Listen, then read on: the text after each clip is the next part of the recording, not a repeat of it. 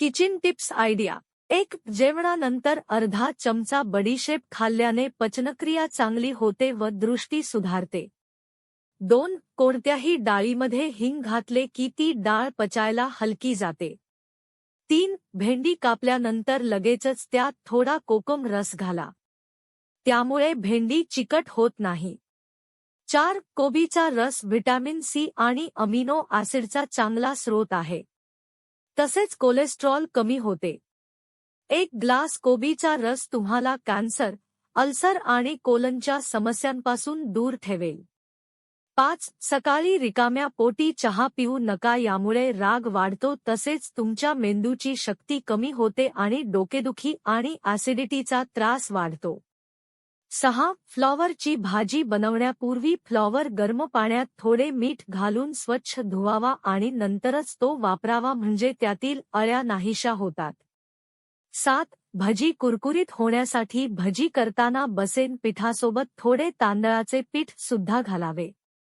8. कोणतीही डाळ किंवा कडधान्य शिजवताना त्यामध्ये मीठ, थोड तेल व थोडी हळद टाकली की डाळ किंवा कडधान्य मऊसर शिजतात.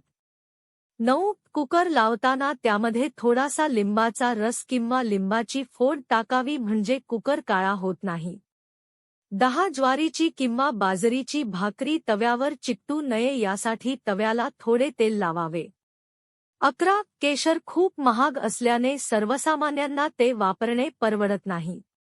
अशावेळी पुलाव बनवताना गाजर किसून भातात घालावे, त्यामुळे भाताला छान केसरी रंग येईल. 12. बेसन पीठ भिजवताना नेहमी गरम पाण्याचा वापर करावा, त्यामुळे पिठाच्या गुठळ्या होणार नाहीत. 13. रोज गव्हाची चपाती खाल्ल्याने पोट नेहमी मजबूत राहते. 14. रोज सकाळी उपाशीपोटी एक सफरचंद खाल्ल्याने बद्धकोष्ठता दूर होते.